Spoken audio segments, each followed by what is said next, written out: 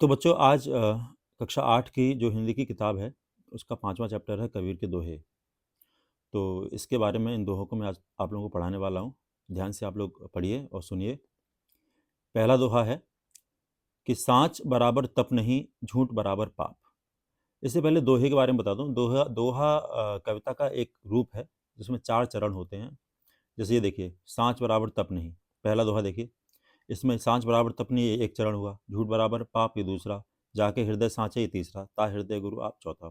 4 चरण होते हैं। तो कुछ मात्राओं के नियम होते हैं, तो उनको कविता का एक रूप है, उसको दोहा कहते हैं। कबीरदास जी ने दोहे लिखे। लिखे क्या मतलब, बोले थे, वो तो पढ़े लिखे नहीं थे, तो बाद में उनके शिष्यों ने उनको लिखा होगा। पहला दोहा है, साँच बराबर तप नहीं, झूठ बराबर पाप। जाके हृदय साँच है, ता हृदय गुरु आप। तो कबीरदास जी कहते हैं, अगर आप लिखना चाहें लिख भी सकते हैं इसका अर्थ, मैं उसी भाषा में आपको बता रहा हूँ। कबीरदास जी कहते हैं, यहाँ से आपको हर दोहे का अर्थ इसी लाइन से स्टार्ट करना है। कबीरदास जी कहते हैं कि साँच यानी सत्य के समान कोई तप नहीं है, कोई तपस्या नहीं है, कोई धार्मिक कार्य नहीं हो सकता। झूठ बराबर पाप, और झूठ बोलने के समान कोई पाप नहीं है, कोई निंदनीय कर्म नहीं है। झूठ के समान, झूठ बोलने के समान। कबीरदास जी क्या कहते हैं कि सत्य बोलने के समान कोई तपस्या नहीं है, कोई धर्म नहीं है, और झूठ बोलने के समान कोई पाप नहीं है, कोई निंदनीय कर्म झूठ बोलने से ज्यादा नहीं हो सकता। ये सबसे बड़ा निंदनीय कार्य है। जाके हृदय साँच है, और फिर आगे कहते हैं कि जिस व्यक्ति के हृदय, हृदय माने हृदय में, जाके माने जिसके, जिसके हृदय साँच माने सत्य, जिसके हृदय में सत्य है, जिसके हृदय में सत्य होता है, ता हृदय, ता माने उसके, हृदय माने हृदय में, उसके हृदय में आप निवास करते हैं। यहाँ गुरु का मतलब है ईश्वर के लिए।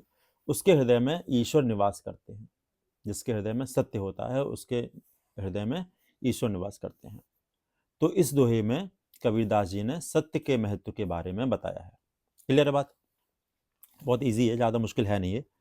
कि साँच बराबर तप नहीं, सत्य के बराबर कोई तपस्या नहीं है, झूठ बोलने के बराबर कोई पाप नहीं है, कोई निंदनीय कार्य नहीं है, और जिसके हृदय में सत्य होता है, उसके हृदय में ईश्वर निवास करते हैं। अगला देखिए, बड़ा हुआ तो क्या हुआ जैसे पेड़ खजूर, पंथी को छाया नहीं, फल लागे अति दूर। कबीरदास जी कहते हैं कि ऐसे बड़े होने का क्या फायदा जो आप दूसरों के काम ना आओ। ऐसे बड़े होने का क्या फायदा जो दूसरों के काम ना आए। उदाहरण के लिए, जिस प्रकार खजूर का पेड़ बड़ा तो होता है, लेकिन ना तो वो पंथी माने यात्री, पथिक, ना तो वो यात्रियों को छाया प्रदान कर सकता है, और उसके फल भी इतनी दूर लगते हैं कि उसको आसानी से लोग प्राप्त नहीं कर पाते। मतलब खजूर किसी के काम नहीं आता। उसी प्रकार ऐसा भी व्यक्ति का बड़प्पन बेकार है जो किसी के काम ना आए। यहाँ इस दोहे में कबीरदास जी परमार्थ के विषय पर बल देते हैं कि बड़ा व्यक्ति वही है जो दूसरों के काम आए। ध्यान रखिए, जो दूसरों के काम आए। हम लोग कैसे कहते हैं वो बड़े आदमी, बड़े, हम लोग नॉर्मल रूप में हम लोग बड़े आदमी उनको कहते हैं जो पैसे वाले होते हैं, लेकिन ये गलत है। कबीरदास जी उसको बड़ा नहीं मानते जो पैसा वाला है। कबीरदास जी उसको बड़ा मानते हैं जो दूसरों के लिए अपने आप को उपलब्ध रखता है, जो दूसरों के लिए खुद को काम में लाता है। और सही बात है, अगर दुनिया ऐसी ही हो जाए कि अपना अपना ही करे तो फिर तो दुनिया खत्म हो जाएगी। लोग एक दूसरे की हेल्प करते हैं तब तो ये संसार है, तब तो ये संसार चल रहा है। आगे देखो, अगला दोहा, गुरु गोविंद दोऊ खड़े, काके लागो पाए। बलिहारी गुरु आपने, गोविंद दियो बताए। कबीरदास जी कहते हैं, कबीरदास जी कहते हैं कि मेरे सामने एक विकट समस्या आ खड़ी हुई है कि मेरे सामने दोनों लोग, मेरे समक्ष दोनों लोग हैं। गुरु भी हैं और गोविंद माने ईश्वर। गोविंद यहाँ पर, वैसे तो गोविंद कृष्ण भगवान को कहा जाता है, लेकिन यहाँ पर गोविंद का मतलब ईश्वर है, क्योंकि कबीरदास जी निर्गुण ब्रह्म में विश्वास करते थे। देवताओं को नहीं मानते थे। राम, कृष्ण, भोलेनाथ या माता जी, इनको नहीं मानते थे। वो ऐसे ब्रह्म में विश्वास करते थे जिसका कोई नाम नहीं है, जिसका कोई रूप नहीं है। निर्गुण ब्रह्म बोलते हैं उसको। लेकिन यहाँ पर गोविंद का मतलब कृष्ण ही है, गोविंद मतलब ईश्वर, उसका कोई नाम नहीं। कबीरदास जी कहते हैं कि मेरे समक्ष गुरु और ईश्वर दोनों हैं, अब मेरे सामने समस्या यह है, मैं किसके पैर छूं, मैं किसको पहले प्रणाम करूं। अर्थात कबीरदास जी कहते हैं कि मेरे सामने समस्या यह है कि मैं किसको महत्व दूं ज्यादा, गुरु को या ईश्वर को। तो इसका अगली लाइन में, अगली पंक्ति में वो इस समस्या का समाधान बताते हुए कहते हैं कि बलिहारी गुरु, मैं गुरु को ही प्रणाम करूंगा। हे गुरु, आपकी ही बलिहारी है। हे गुरु, आपका ही आशीर्वाद है कि आपने गोविंद दियो बता, यानी ईश्वर तक पहुंचने का रास्ता बताया। अतः मैं आपकी ही चरण वंदना पहले करूंगा, आपको ही पहले प्रणाम करूंगा, ईश्वर को उसके बाद। अर्थात इस दोहे में कबीरदास जी ने ईश्वर से भी ऊपर गुरु का स्थान रखा है। कबीरदास जी ने इस दोहे में गुरु के महत्व के बारे में बताया है, गुरु को ईश्वर से भी बड़ा बताया है। ठीक है, आगे देखो। अति का भला न बोलना, अति का भला न चूप, अति का भला न बरसना, अति की भली न धूप। इस दोहे में या प्रस्तुत दोहे में कबीरदास जी अति की निंदा करते हैं कि किसी भी वस्तु की अति अच्छी नहीं होती। कबीरदास जी कहते हैं कि ना तो बहुत अधिक बोलना अच्छा होता है, ना बहुत अधिक चुप रहना अच्छा होता है। जिस प्रकार ना बहुत अधिक बरसना अच्छा होता है, बहुत अधिक अगर बारिश होगी तो क्या होगा, बाढ़ आ जाएगी, लोगों की फसलें नष्ट हो जाएंगी, लोग भूखे मरने लगेंगे।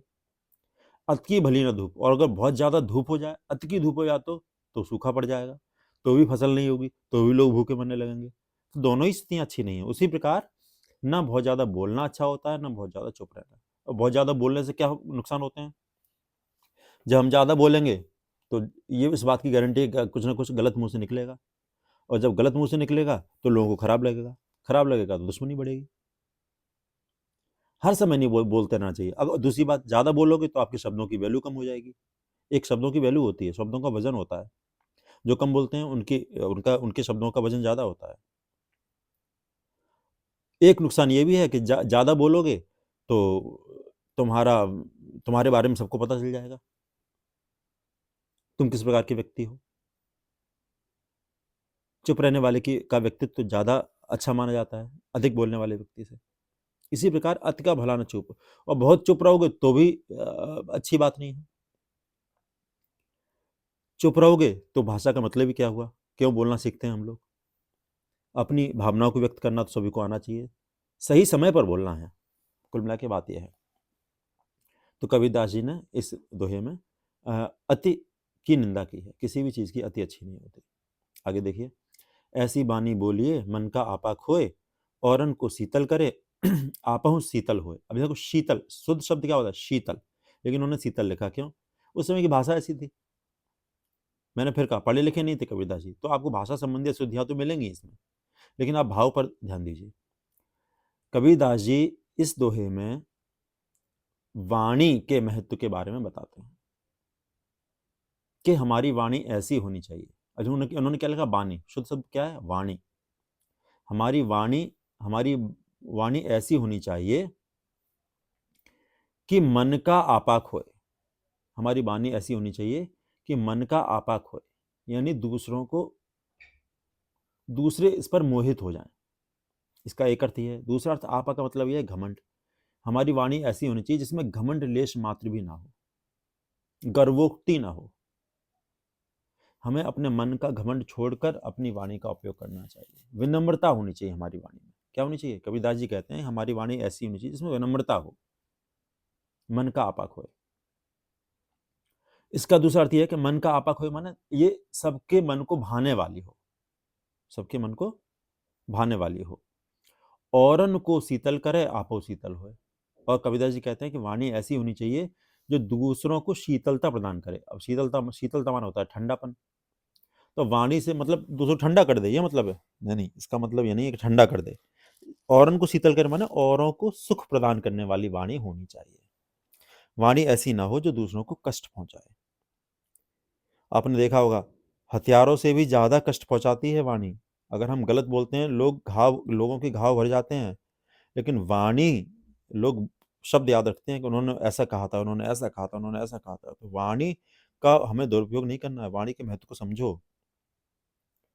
तो वाणी कबीरदास जी के अनुसार वाणी ऐसी होनी चाहिए जो जिसमें जिसमें घमंड लेश मात्र ना हो, विनम्रता हो, दूसरों को सुख प्रदान करने वाली हो, आपों से तो और खुद को भी सुख प्रदान करने वाली हो।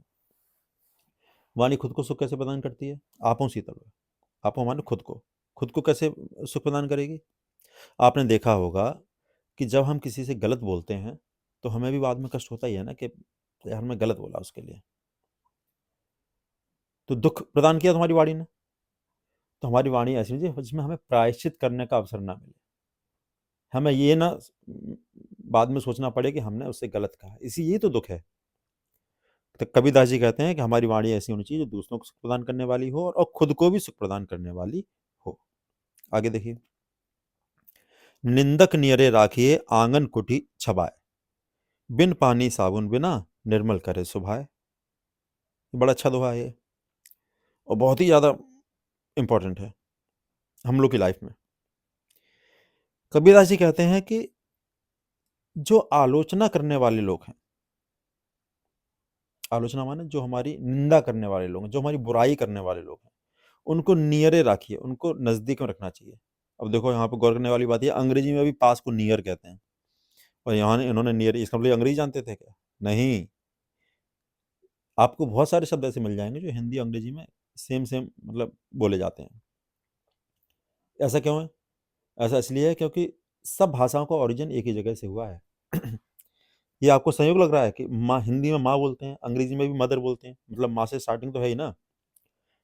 हिंदी में पिता बोलते हैं, अंग्रेजी में फादर बोलते हैं, वो भी पा फा सेम सेम सेम जैसे हुए। इसका कारण ही यही है।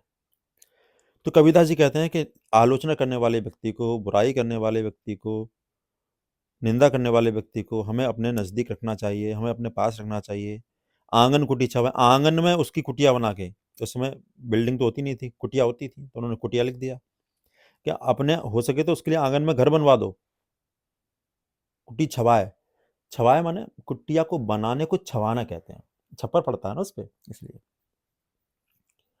कि हो सके तो उसको आंगन में उसका घर बनवाकर हमें आलोचक व्यक्ति को अपने पास रखना चाहिए। क्यों? क्योंकि बिन पानी साबुन बिना, क्योंकि वह इतना महान कार्य करता है, बिना पानी के ही, बिना साबुन के ही निर्मल करे स्वभाव। स्वभाव माने स्वभाव, हमारा स्वभाव जो होता है, हमारा चरित्र जो होता है, हमारे स्वभाव को वो निर्मल माने साफ कर देता है, स्वच्छ कर देता है, ना बिना पानी लगता है ना साबुन लगता है।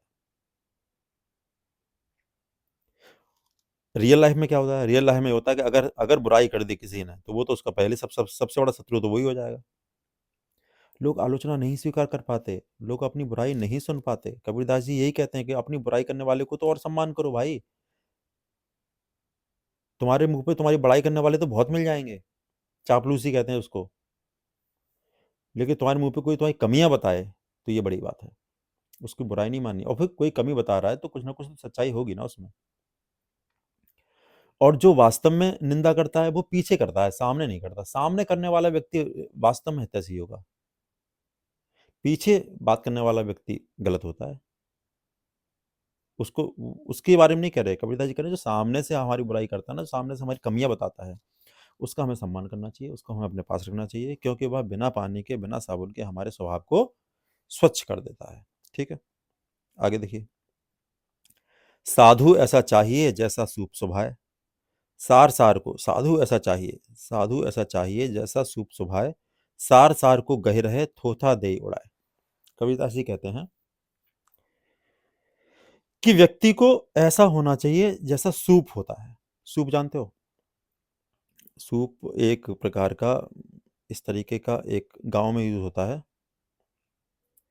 इस तरीके का। तो उसको हाथ में लेके, दोनों साइड से हाथ में लेके, हम लोग उसको सेपरेशन करने के लिए यूज करते हैं, चीज़ों को अलग करने के लिए। जैसे जैसे चावल है, चावल के छिलके होते हैं, तो छिलकों को अलग करने के लिए उसको फटकते हैं ना, सूप। शहरों में बच्चों ने सूप नहीं देखा होगा, गांव वाले बच्चे जानते होंगे कि सूप का मतलब होता है जिससे हम साफ करते हैं चीज़ों को।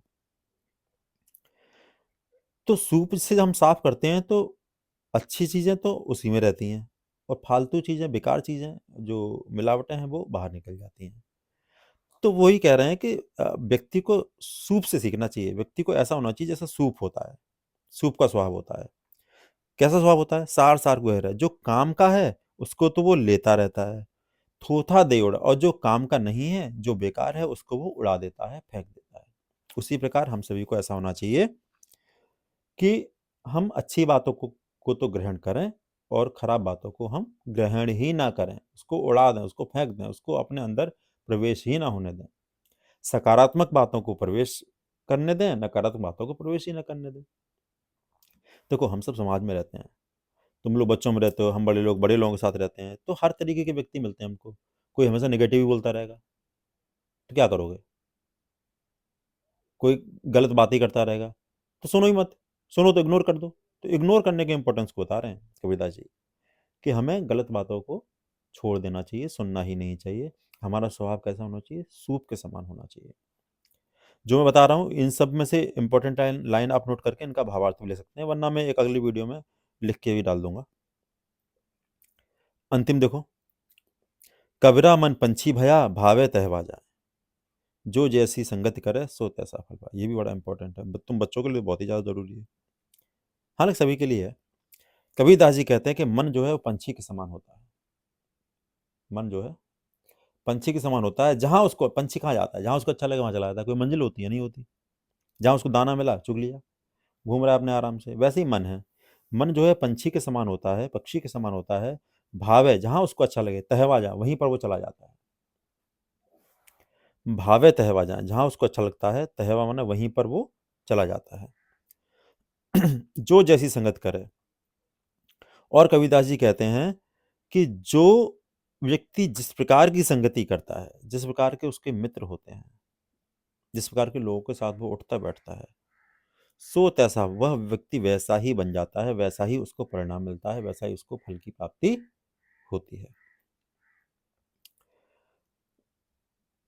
ये बात सही है। संगति का इतना असर पड़ता है कि अगर हम गलत लोगों के साथ रहेंगे तो गलत बन जाएंगे, अच्छे लोगों के साथ रहेंगे अच्छे बन जाएंगे, अमीर लोगों के साथ रहेंगे अमीर बन जाएंगे, गरीब लोगों के साथ रहेंगे हमारी सोच वैसी हो जाएगी। A man is a man is an average of 5% he lives with। ये कहीं मैंने पढ़ा था कि 5 लोग दोस्त ले लो, उसका जो एवरेज होगा वही तुम हो। तो संगति माने मित्रता। मित्रता हमें बड़ी सोच समझ के करनी चाहिए भाई। जैसे मित्र होंगे वैसे ही हम हो जाएंगे। तो ये कबीरदास जी के दोहे थे, जिनका अर्थ मैंने आप लोगों को बताया। और इसके कबीर वचनावली के संपादक जो हैं अयोध्या सिंह उपाध्याय हरिऔध, एक महान लेखक हुए हैं हिंदी में, वो हैं। तो ये आप लोग जो है एक बार दोबारा से, अगर ना समझ में आए दोबारा से सुन लेना। और अगर कहीं भी कोई डाउट हो तो आप कमेंट में मुझसे पूछ लेना। कोई दिक्कत हो मैं दोबारा से रिपीट करा दूंगा, समझा दूंगा, व्यक्तिगत रूप से समझा दूंगा, कोई समस्या नहीं है। और अगर ये अच्छा लगा तो उसको सब्सक्राइब जरूर करना, लाइक कर देना, कमेंट कर देना कि हाँ सर अच्छा लगा। ये करने से थोड़ा हमको भी अच्छा लगता है कि हाँ बच्चे सुन रहे हैं, कुछ पढ़ा रहे हैं ऑनलाइन। तो यही बात है बस। तो आगे हम अगले इस चैप्टर के अगली वीडियो के साथ मिलेंगे। Thank you.